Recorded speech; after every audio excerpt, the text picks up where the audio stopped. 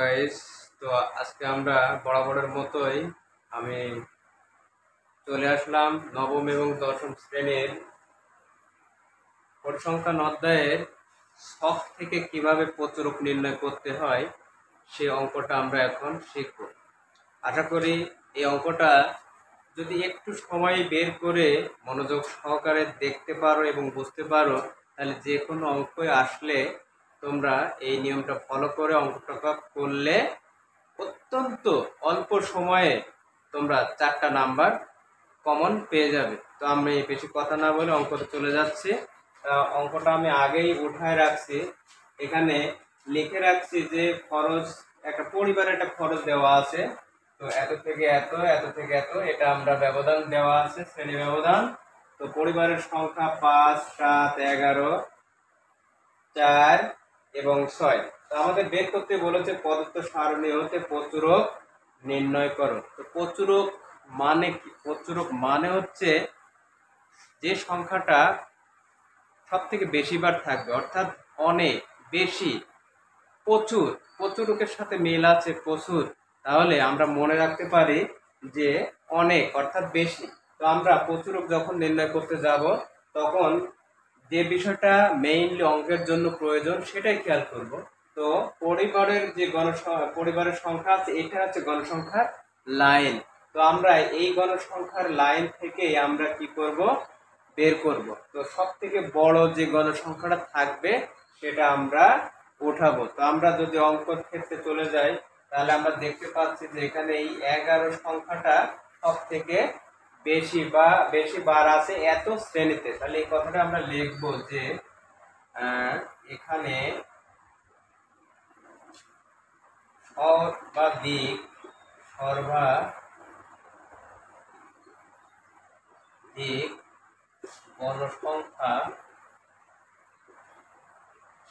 গণসংখ্যা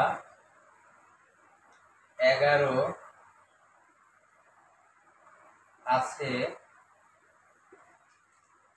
কত শ্রেণীতে? এই সোজা যে শ্রেণী থাকবে সেটা আমরা লিখবো 30 থেকে 34 এত শ্রেণীতে।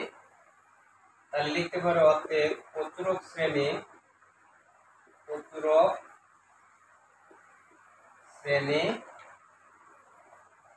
30 থেকে 34।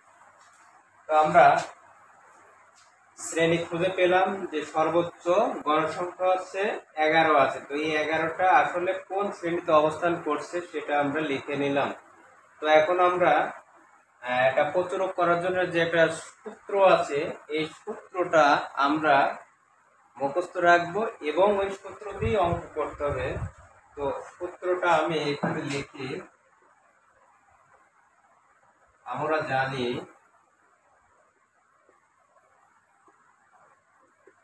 প্রচুরক সমান সমান L প্লাস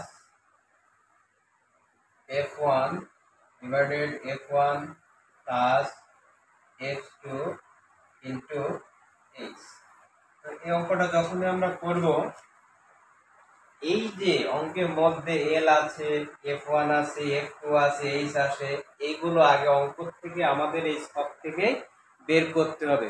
এই অঙ্কটার ক্ষেত্রে সুবিধা হচ্ছে যে সব থেকে যখন প্রচুরক আমরা নির্ণয় করব, এই প্রচুরক নির্ণয় করার জন্য বাড়তি বা আলাদা কোনো ছক খাতায় করতে হয় না। প্রশ্নের উপরে যে অঙ্কটা দেওয়া থাকবে সেই অঙ্ক থেকেই আমরা কি করব, বের করে নিতে পারবো। তো সর্বপ্রথম আমাদের এই সূত্রটা মুখস্থ রাখতে হবে যে প্রচুরক সমান সমান L plus F1 divided F1 plus F2 গুণন H। আসলে এখানে কোনটা কি আমরা কিভাবে বের করব একটু চেষ্টা করি।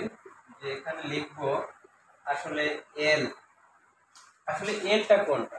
এই যে আমরা যে সর্বোচ্চ গণসংখ্যা যে শ্রেণীতে পেয়েছি তার প্রথমটাই হচ্ছে এল এর মান। তার মানে প্রথমে কত আছে? 30। এখানে লিখবো হচ্ছে আমরা 30, অর্থাৎ এল তে বোঝায় লিমিটেশন অর্থাৎ লিমিট, তাহলে সীমানা বোঝায় একটা। তো এটা হচ্ছে নিম্ন সীমা। তো আমরা প্রথম যেটা থাকবে সেটাই নেব। তো এল এর মান আমরা পেলাম 30। প্রিয় বন্ধুরা একটু ভালো করে খেয়াল করো, এলটা কোথা থেকে পেলাম, আমরা যে শ্রেণী পেয়েছিলাম সেই শ্রেণীর প্রথম সংখ্যাটাই হচ্ছে আমরা দিয়ে দেবো, এটা হচ্ছে এল এর মান। তারপরে বের করব হচ্ছে f1 অর্থাৎ ফ্রিকোয়েন্সি f1।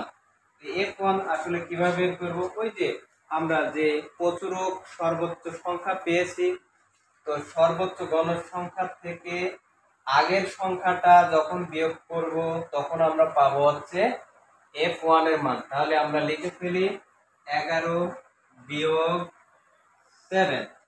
এই তো এই 11 আর এই 7, প্রথমটা যখন বিয়োগ করব তখন আমরা লিখবো হচ্ছে কত, f1। তার মানে 11 থেকে 7 চলে গেলে বাদ দিলে কত থাকে, 4। এবার আমরা বের করব f2। f2 অর্থাৎ এই 11 অর্থাৎ গণসংখ্যার পরের যে সংখ্যাটা থাকবে সেই সংখ্যাটা বিয়োগ করলে আমরা f2 এর মান পাবো। তো আমরা লিখি আবার 11 বিয়োগ 4। তো 11 বিয়োগ 4 অর্থাৎ 11 থেকে 4 বাদ দিলে কত থাকে, 7 থাকে। তো আমাদের বাকি থাকলো অঙ্কের মধ্যে কি, এইচ। তো এইচটা হচ্ছে আমরা বুঝবো শ্রেণী ব্যবধান।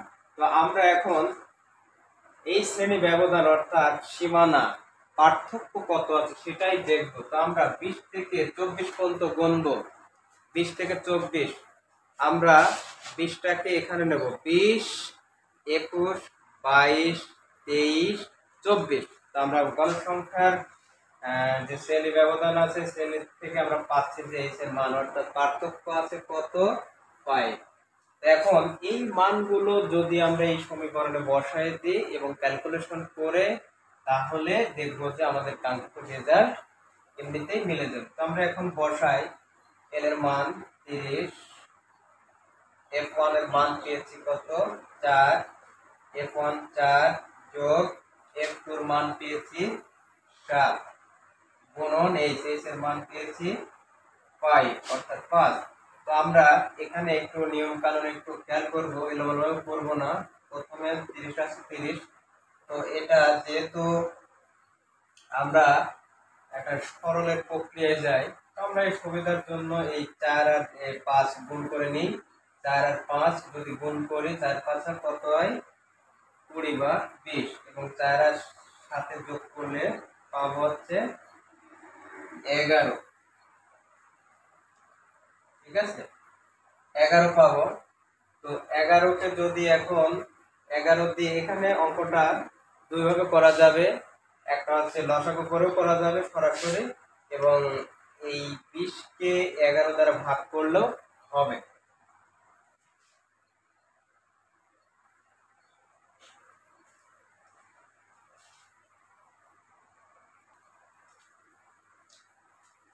এখন আমরা এই 20কে 11 দিয়ে যদি ভাগ করি তাহলে ভাগফল কত হয়, 1.82।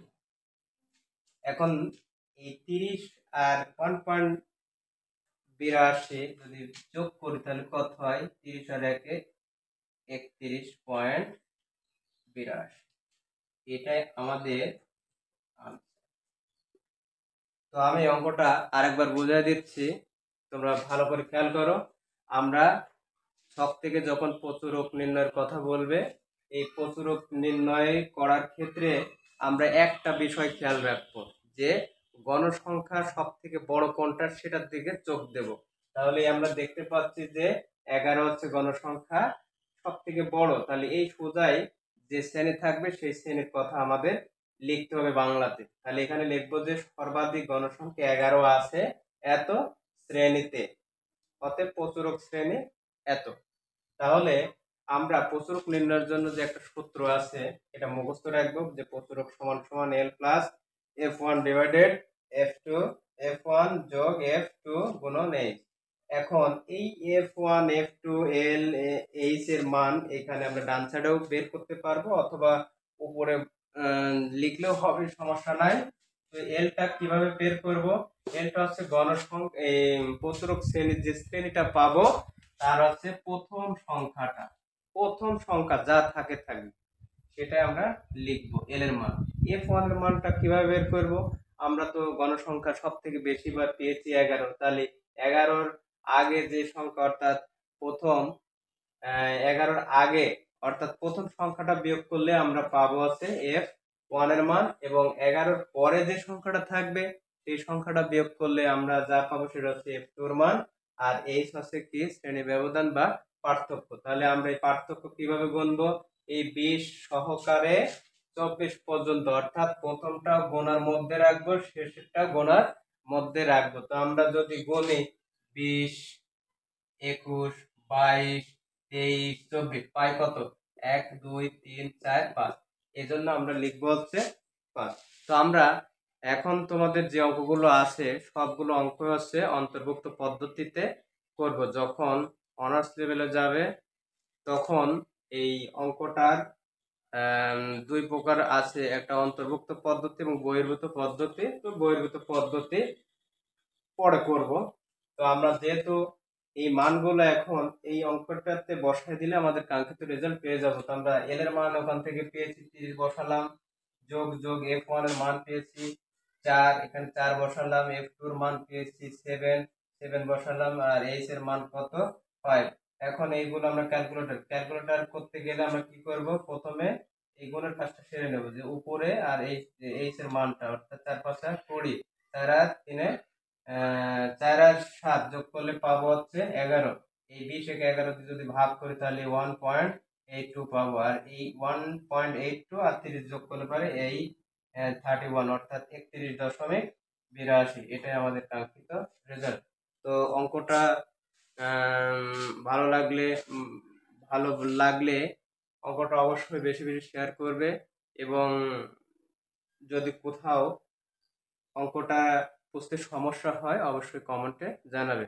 তো ধন্যবাদ সবাইকে ভিডিওটি দেখার জন্য। খোদা হাফেজ।